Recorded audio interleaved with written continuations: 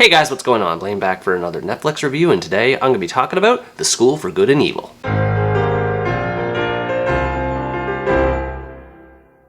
The School for Good and Evil is an American fantasy film based on the novel of the same name, and tells the story of two women named Sophie and Agatha, a pair of lifelong best friends who grew up together in the city of Gavaldon. Sophie longs to leave her old life behind and start a new one filled with adventure, while Agatha wants to stay in Gavaldon with her mother. Sophie comes across a book that talks about the School for Good and Evil, which inspires her to try and find it, and she eventually succeeds while unwittingly dragging Agatha along with her. The best friends soon find themselves on opposing sides as they train at the school to protect the balance between good and evil. I've never read the novel this movie is based on, but I had high hopes to see a more modern take on magical fantasy stories, which were quickly dashed when I finally saw this. It starts off okay in the beginning, but it gradually twists into a downward spiral the longer it goes on, resulting in a derivative mess that is the definition of all style and no substance. To start, the main characters don't have that much depth behind them. Sophie is the typical goody two-shoes nice girl that would be a perfect fit for the School of Good, and it's never really expanded on more beyond that. I did like seeing how she ended up in the School of Evil instead, and how her more sinister side was hinted at, but that's about it. She definitely has the better arc between her and Agatha, though I wouldn't say it's a good arc. She frequently flip-flops between her good nature and evil temptations, which makes it hard to keep track of what side of the fence she's supposed to be on. Combined with the lack of relevance behind her mother's death, there just isn't a lot of depth behind her. Agatha severely disappointed me as a character just by virtue of the fact that she doesn't have much of a reason to exist beyond being a vehicle to help move the story along.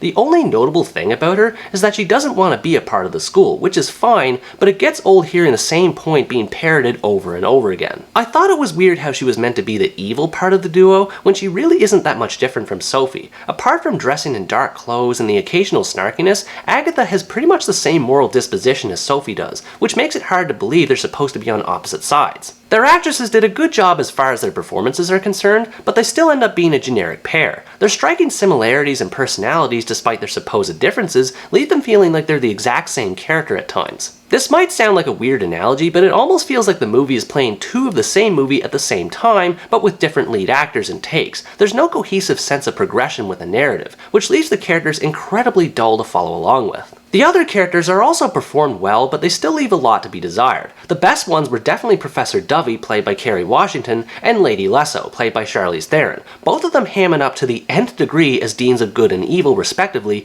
and it's great to see them banter so much with each other. At the same time though, these characters are just as half-baked as the main ones. Lesso's origin story is glossed over so quickly to the point of it being an afterthought, while Dovey has none whatsoever. No attempt is given to flesh them out beyond being nutty professors, which makes them derivative of countless other professors like them. This leads me to talk about the movie's biggest problem, which is its lack of originality. Simply put, anything that appears in this movie has been seen and done better in other movies, which isn't to say that it's bad simply because it isn't original, but rather the fact that these elements are executed so badly in the first place. It was hard not to compare this movie to those in the Harry Potter franchise. It has virtually the same plot structure as the first one, with the characters getting set up at a place similar to Diagon Alley, going to school in a Hogwarts-like setting, and having dead parents. And all of this wouldn't be so bad if they weren't executed so lazily. Even little things like the Evers and Nevers echo wizards and mudbloods, but it just doesn't have the same ring to it. The magic that's portrayed in this movie is probably the biggest thing I could give any degree of praise for in terms of its fantasy setting, and admittedly it looks really cool. There's a lot of variety in the spells used, particularly in the battle scenes, and the special effects used to show them off look gorgeous. The other thing I appreciated somewhat were the lavish aesthetics used to depict the world the school takes place in. The set and costume designs are extravagant and beautiful to look at, and the music and cinematography is grand in scale, and it all fits the larger-than-life atmosphere a school like this should have. However, and I know I have a lot of caveats to my positive points, as impressive as the visuals are, they feel lifeless. Apart from the wolf soldiers, there's nothing unique about how this movie looks. If it weren't for the magical aspect, one could be fooled for thinking it was just another flamboyant period piece. It lacks so much meat on its bones as far as being a fantasy is concerned.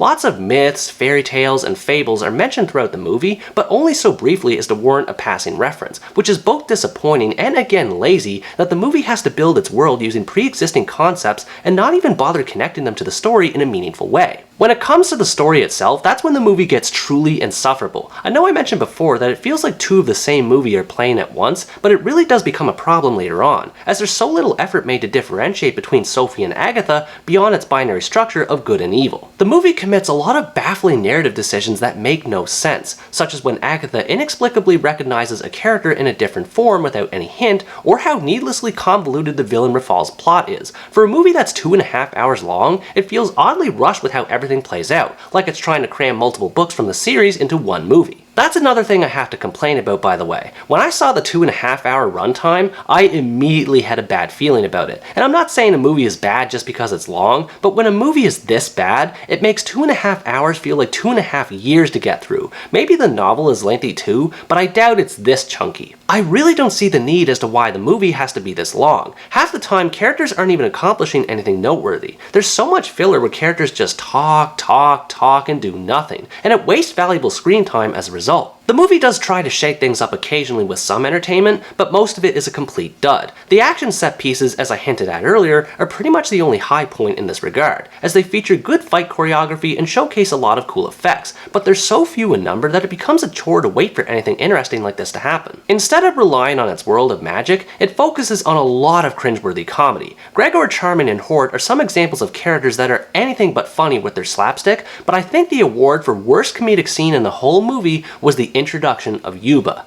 I mean, Jesus. That scene was so awkward and so unfunny that it actually hurt to watch. I know I declared earlier this year that The Bubble was the worst comedy of the year, and I stand by that statement, but as far as individual scenes go, Yuba's takes the cake. I think that was the moment where I reached my tipping point, and I knew that the movie was only going to get worse from there. And indeed, the movie gets progressively worse and more embarrassing to watch over time. I was actually surprised by this because it started off decently, if a bit average, but to see it snowball out of control in the way it did was a huge letdown. It goes from being this intriguing world of dual morality constantly at odds with itself to this lame girl boss story with Olivia Rodrigo and Billie Eilish songs playing in the background while Sophie becomes a bad girl. Seeing this angle play out completely killed any hope I had left that it would be good. The romance adds nothing productive to the story either, despite supposedly being an important plot point to take down Rafal. Everything about Tedros feels directionless, as the movie can't make up its mind as to whether it wants him to have a love story with Sophie or with Agatha, and the conclusion to it all feels just as rushed as everything else. The movie takes advantage of so many plot conveniences, like with how Sophie can chat with Tedros seemingly whenever she wants, despite not being allowed to, and the amount of deus ex machinas in the movie that come in to save the day is enough to make anyone's head spin. And when it's all said and done, its observation on the nature of good versus evil is surface level at best. None of the little details made to distinguish between the two sides ever have any point, because the good and evil are portrayed in such generic fashion. Apparently, a lot of changes were made in adapting the original story to film, which I can understand to some degree, but I highly doubt this is the version that fans are craving for. Between 2016's Ghostbusters and this, I'd be wary of any adaptation director Paul Feig chooses to direct going forward. Overall, The School for Good and Evil is a terrible excuse of an adaptation that fails at ever resembling something even close to being a true fantasy. If you like fantasy movies and you want to see one in the same vein as Harry Potter, complete with a unique world and characters, just do yourself a favor and skip this one. It's not worth the time. Everything about this movie feels like window dressing in an attempt to make it look deeper than it actually is. It looks like an interesting fantasy at first glance, but when one takes a closer look, it's easy to see there's no good behind it, only pure evil. What did you think about this movie? Did you hate it as much as I did, or were you able to find some redeeming factors to it? Let me know in the comments below. Anyways guys, that's going to wrap up my review of The School for Good and Evil. Thanks for watching this video, I hope you enjoyed it, and as always stay tuned for the next part, where next time I review the Korean romantic comedy 20th Century Girl. Bye bye!